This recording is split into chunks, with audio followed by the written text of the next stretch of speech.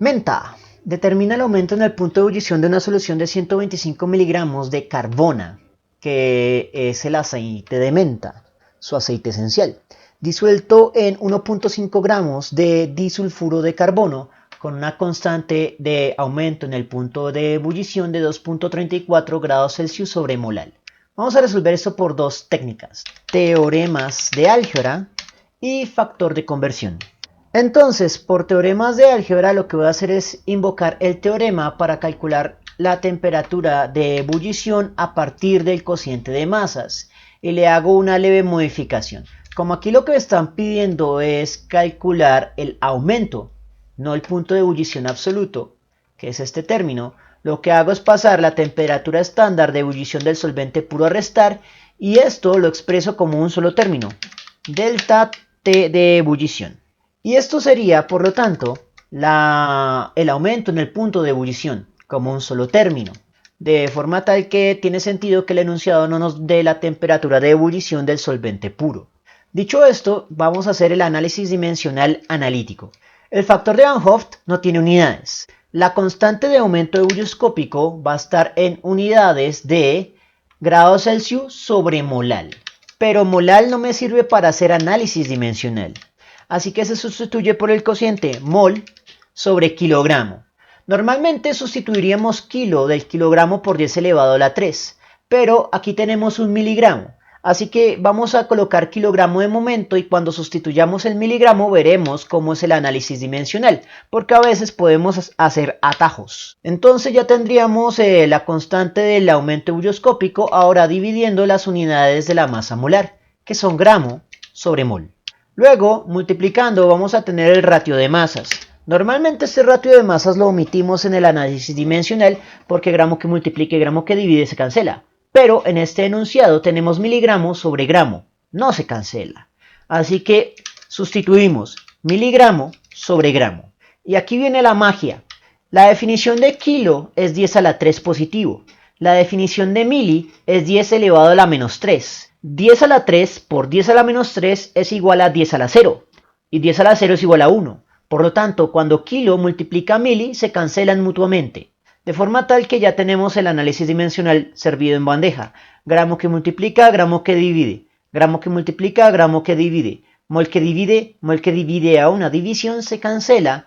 Y grados Celsius la única unidad de la respuesta, siendo unidad de diferencia de temperatura o aumento en el punto de ebullición.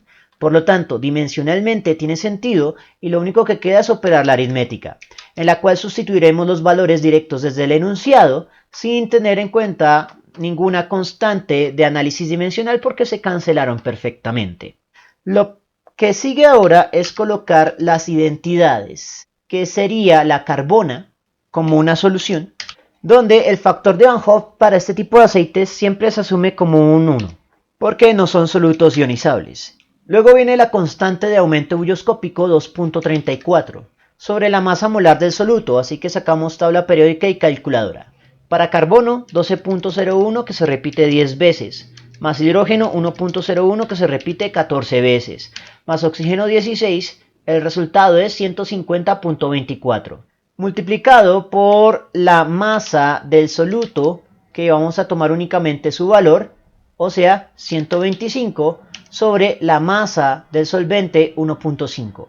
Cancelamos los unos en multiplicaciones y divisiones y lo único que queda es operar esta aritmética. Entonces sería 2.34 por 125 sobre, abre paréntesis, 150.24 por 1.5. El resultado a tres cifras significativas sería de 1.30 en unidades de grados Celsius por nuestro análisis dimensional analítico. Así que pues el aumento en el punto ebullioscópico es de 1.3 grados Celsius. Ahora miremos cómo se resuelve esto mismo, pero por factor de conversión.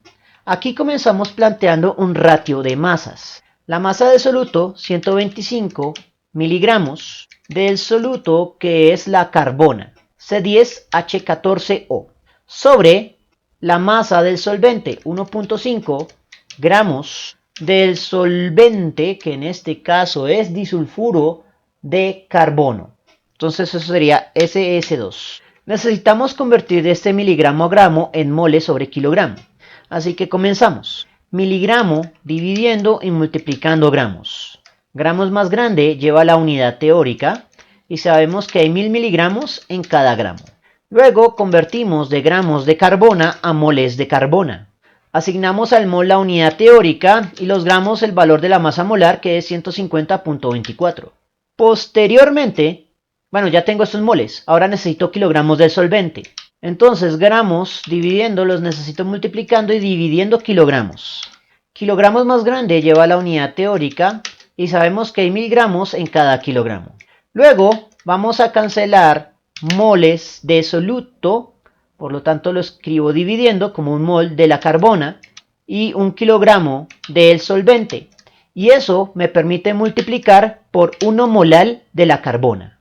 De forma tal que ya tengo esto en molales del soluto molecular. Ahora lo que vamos a hacer es convertir molales del soluto molecular a los molales del soluto efectivo.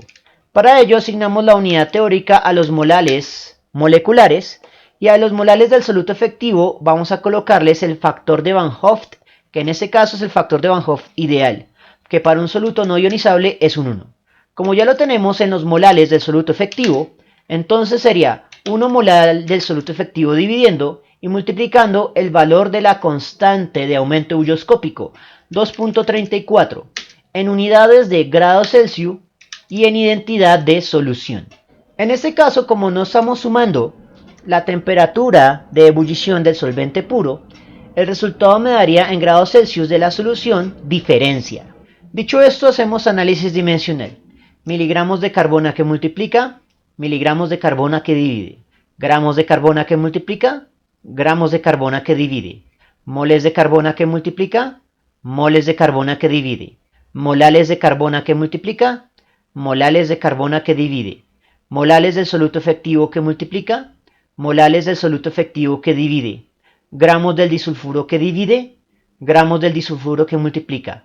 Kilogramos del disulfuro que divide, kilogramos del disulfuro que multiplica, se cancelan. El resultado sería grados Celsius de solución, pero nuevamente debemos tener en cuenta que esto sería la diferencia, no el punto de ebullición absoluto. Dicho esto, lo único que queda es operar la aritmética. También se aconseja cancelar los unos, pero solo es necesario ignorarlos. Sí hay que cancelarlos cuando esos unos tienen cifras significativas para no confundirlos con 10, 100 o 1000. Dicho esto sería 125, otra cosa, 10 a la 3 que multiplica, 10 a la 3 que divide, también se cancelan. Eso facilita la aritmética. Entonces sería 125 por 1, por 1, por 1, por 1, por 1, por 1, por 2.34. Sobre, abre paréntesis, 1.5 por 150.24. Miramos a ver qué más está dividiendo, nada más. Así que el resultado sería de 1.30, que es justamente el mismo resultado que se obtiene aplicando teoremas. Bien, eso fue todo por el momento. En la descripción del video voy a dejar enlaces a más ejercicios sobre propiedades coligativas, ley del aumento ebulloscópico en el archivo PDF del curso para descarga gratuita. Si les gustó el video, no olviden suscribirse, darle like y especialmente compartirlo. Eso mantiene vivo a este canal y nos vemos en una próxima oportunidad.